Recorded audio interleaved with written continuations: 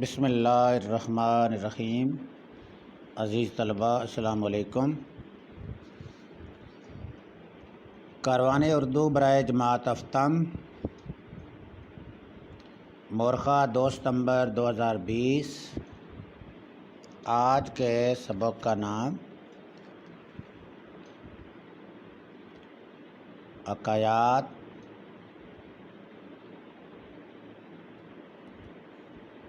جس کو ہم نے مکمل کیا اور اس کی سرگرمیوں میں کچھ سرگرمیوں کو ہم نے مکمل کیا جس میں سوالات کے جوابات تھے، اور نیکسٹ جو ہے سرگرمیاں جو بقیہ سرگرمیاں رہتی ہے ہماری، اس کو آج ہم نے پڑھنا ہے۔ اس میں صفحہ نمبر 81 پر ایک سوال ہے مختصر اور مربوط عبارت لکھنا، اور اس کے ساتھ ہے تدوین۔ تو اس طرح ہماری آج کا جو سبق ہے اس میں سرگرمیاں جس میں مربوط اور مختصر عبارت لکھنا اور اس کے ساتھ تدوین اور اس کی اہمیت، آج کا ہمارا یہی سبق ہے۔ اس سبق کے جو مقاصد ہیں وہ بھی میں آپ کو بتا دیتا ہوں۔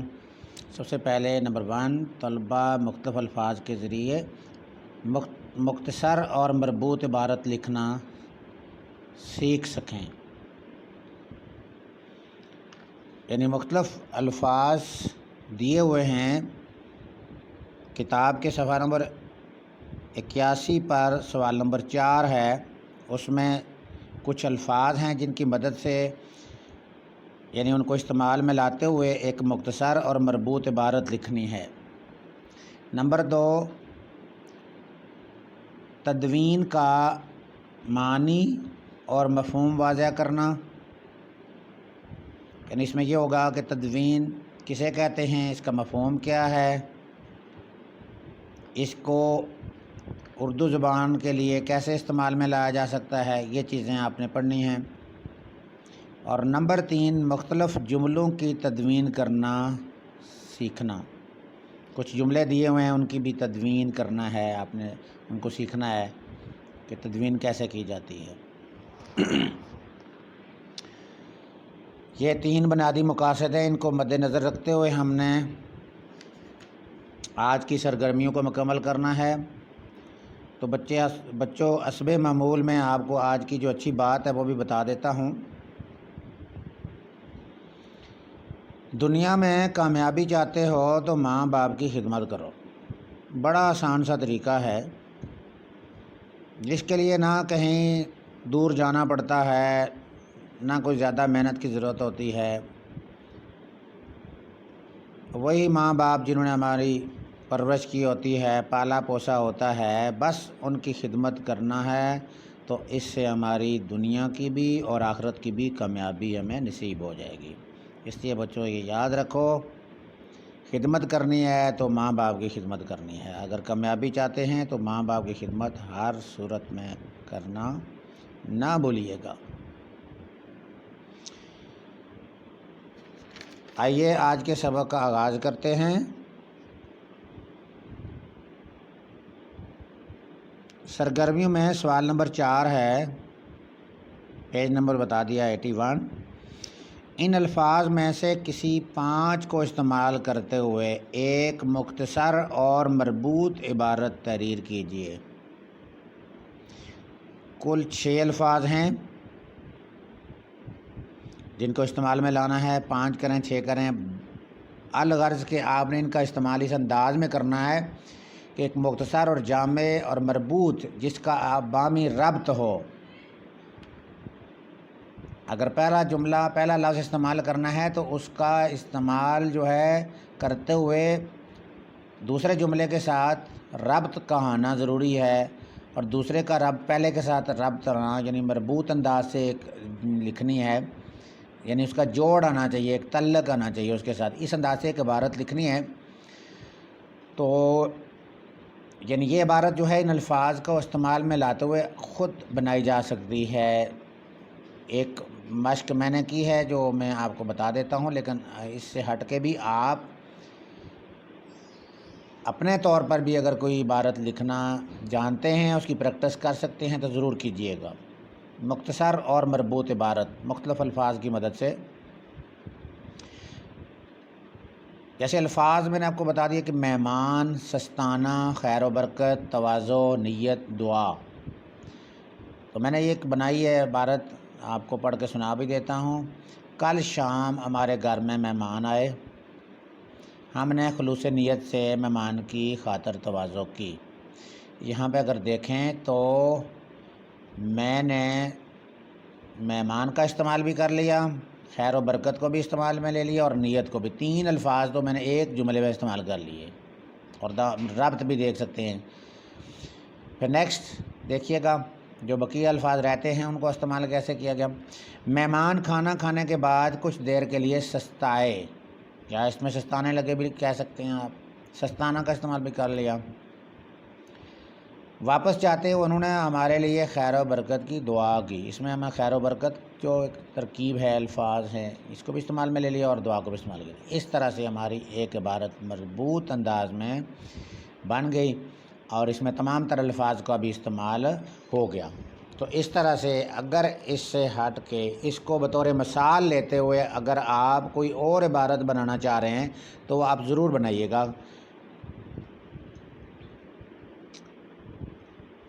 نیکسٹ جو ہے ہماری جو سلائیڈ آتی ہے وہ ہے تدوین۔ تدوین کے بارے میں نیکسٹ سلائیڈ میں پڑھنا ہے، جس میں تدوین کا مفہوم اور اس کی جو اہمیت ہے، اردو زبان و ادب میں اس کی کیا اہمیت ہے، اس کے بارے میں انتہائی اختصار کے ساتھ۔ ویسے تو یہ بڑا جو ہے نا طویل جو ہے نا یہ چیپٹر ہے، تدوین کے والے سے شعر اصل بحث بھی کی جا سکتی ہے، لیکن وقت کی نزاکت کے مطابق جو ہے نا میں نے انتہائی اختصار کے ساتھ آپ کو سمجھانے کی کوشش کی ہے۔ جو جتنی آپ کی ضرورت تھی، ریکوائرمنٹ کے مطابق جو ہے ہم نے یہ کیا۔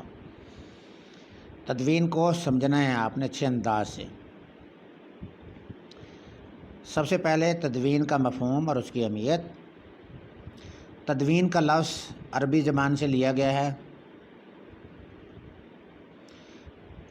جو جمع کرنا یا مرتب کرنا اور منتشر اجزاء کو یکجا کرنے کے معنی میں استعمال کیا گیا ہے۔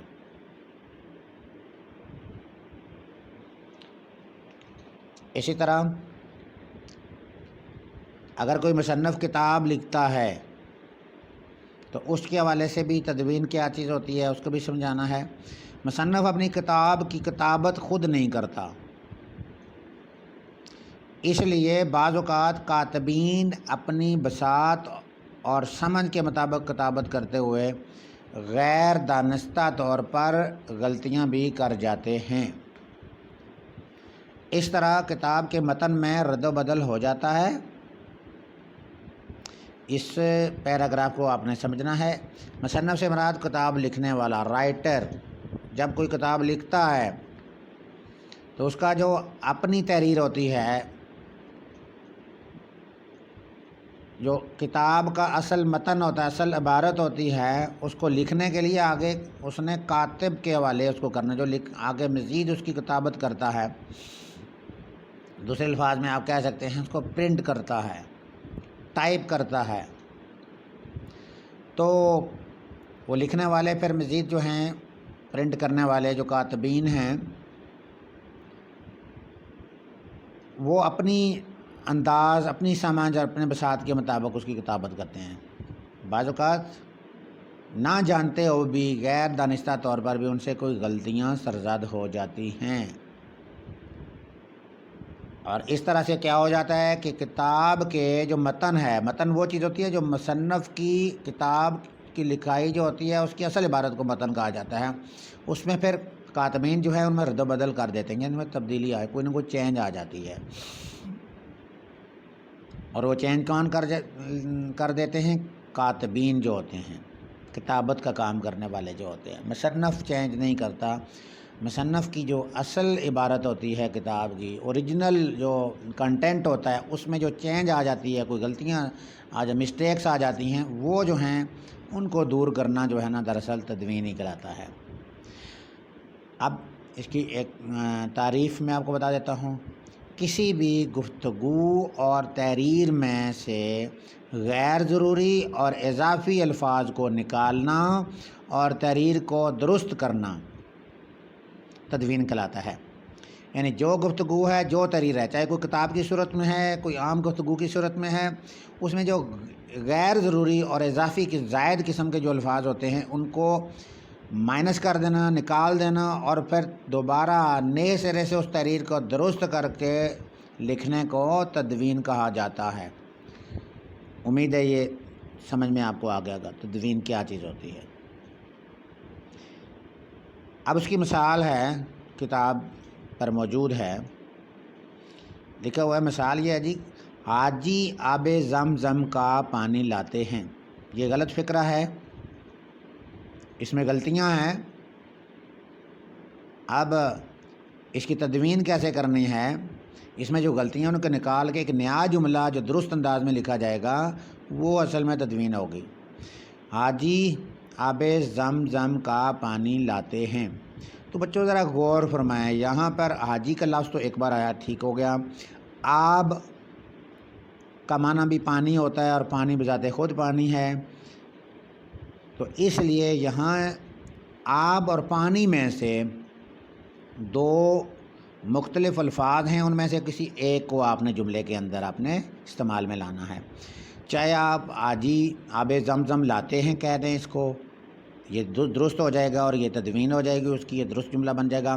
چاہے آپ یہ کہیں کہ حاجی آب زمزم کے بجائے حاجی زمزم کا پانی لاتے ہیں، تو یہ بھی درست جملہ بن جائے گا، یہ بھی اس کی تدوین ہو جائے گی۔ تو میں نے آپ کو کیا چیز بتائی جی کہ یہاں جو جملے کے اندر غیر ضروری اور اضافی یعنی زائد الفاظ استعمال ہو رہے ہیں ان کو جب آپ مائنس کر دیتے ہیں، نکال دیتے ہیں اور پھر نئے سرے سے درست کر کے جملے کو لکھتے ہیں تو اسی کو تدوین کہا جاتا ہے۔ تو آپ نے اس جملے کے اندر سے آب اور پانی میں دونوں کو الگ الگ استعمال کرنا ہوگا، بیک وقت ایک ہی جملے کے اندر آب اور پانی کا استعمال میں نہیں لایا جا سکتا۔ تو اس طرح سے میں نے آپ کو بتا دیا کہ حاجی آب زمزم لاتے ہیں یا حاجی زمزم کا پانی لاتے ہیں، آپ کسی دونوں صورتوں میں آپ جملے کو لکھ سکتے ہیں۔ امید ہے کہ آپ کو تدوین کے بارے میں بخوبی جو ہے نا سمجھ میں آ گیا ہوگا۔ آئیے ابھی اسی تدوین کے حوالے سے جو ہے سوال نمبر 5 ہے، یہ جو مثال دی گئی ہے اس کو مد نظر رکھتے ہوئے ہم نے مزید کچھ جملے ہیں ان کی تدوین کرنے کی جو مشق ہے وہ کرنی ہے۔ تو اس میں سب سے پہلے آپ دیکھ سکتے ہیں صفحہ نمبر 82 پر پہلا جملہ جو لکھا ہوا ہے اس کو آپ دیکھیں کہ یہ سب سے قدیم ترین عمارت ہے، یہ سب سے قدیم ترین عمارت ہے۔ اس جملے کو توجہ سے ذرا غور کیجیے گا، اس میں کیا غلطیاں ہیں؟ سب سے قدیم ترین، دیکھیں جی یہ ترین کا لفظ جو استعمال ہوتا ہے نا اس کا مطلب ہی سب سے میں آتا ہے۔ اب سب سے اور ترین دونوں جو لفظ ہیں ان کا استعمال اس جملے میں نہیں آئے گا۔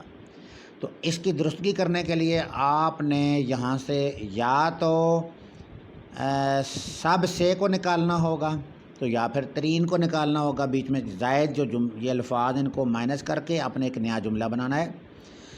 تو اس کی تدوین یہ ہوگی کہ یہ قدیم ترین عمارت ہے، یوں بھی کہا جا سکتا ہے، اس جملے کی تدوین اس طرح بھی کی جا سکتی ہے، اور اس کے ساتھ ساتھ یہ سب سے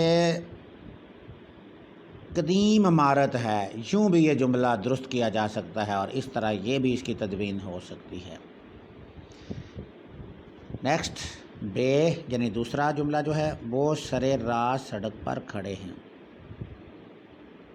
سر راہ سڑک بھی ایک راہ ہی ہوتا ہے اور راہ بھی تو راہ ہوتی ہے، دونوں الفاظ کا استعمال آپ نے کسی اور انداز میں کرنا ہے۔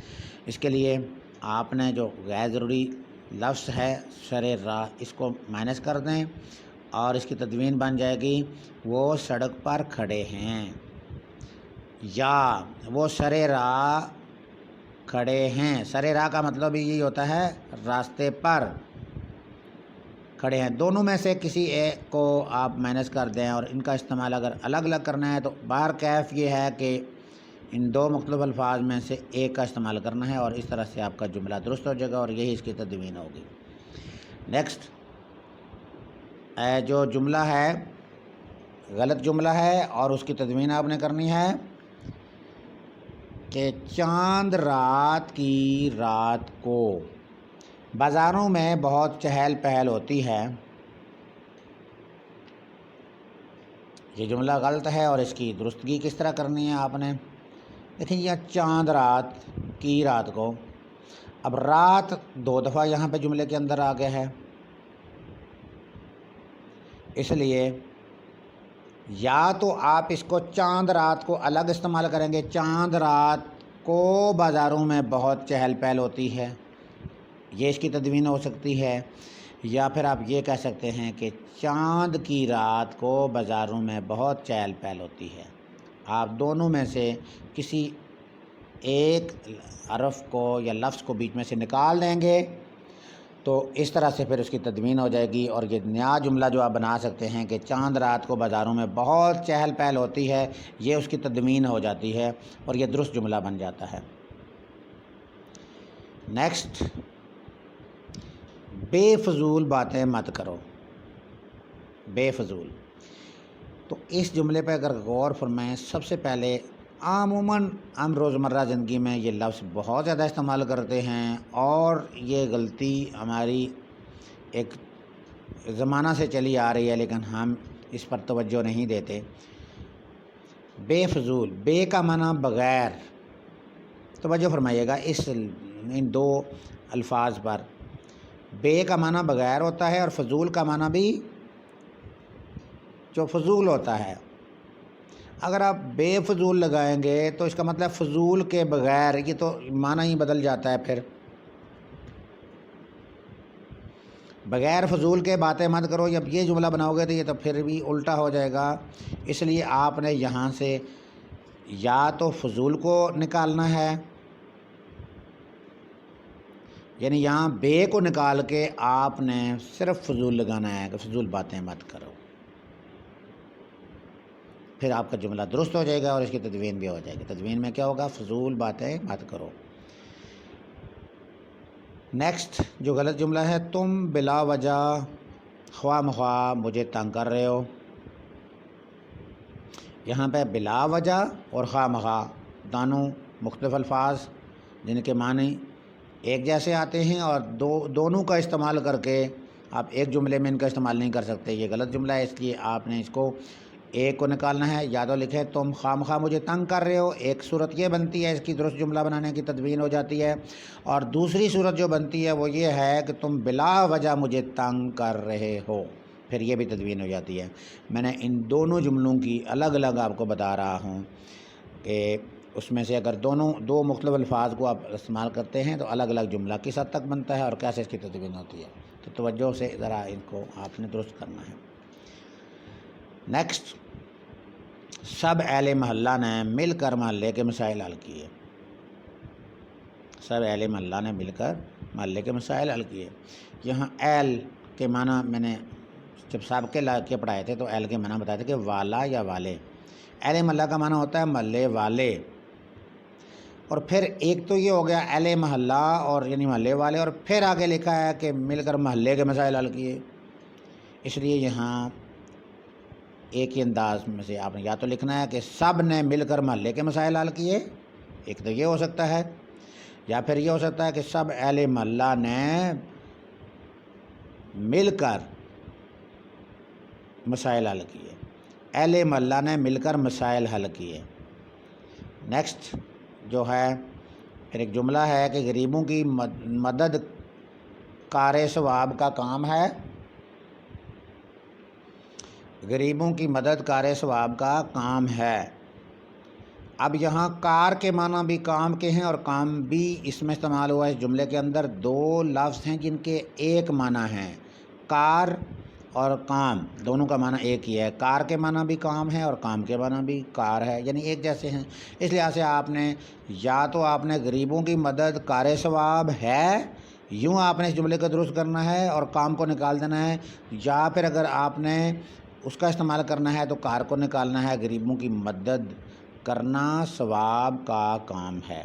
تو اس انداز سے کی تدوین ہو جاتی ہے۔ نیکسٹ پہ آتا ہے جی میں بخیریت اور عافیت سے ہوں۔ اس میں بخیریت اور عافیت اور بیک بیچ میں سے نکالنا ہے، تو بس اتنا ہو جائے گا کہ میں خیریت سے ہوں۔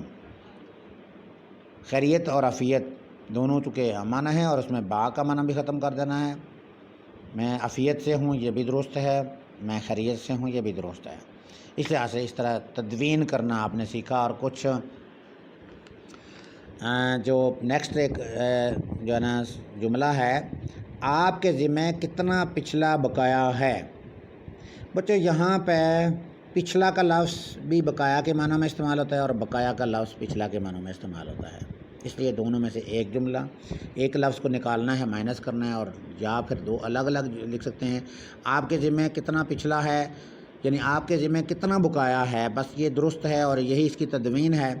نیکسٹ ہے 14 اگست کی تقریب کے موقع پر مجھے تقریر کرنا ہے۔ تقریب کا لفظ بیچ میں سے نکال دیں۔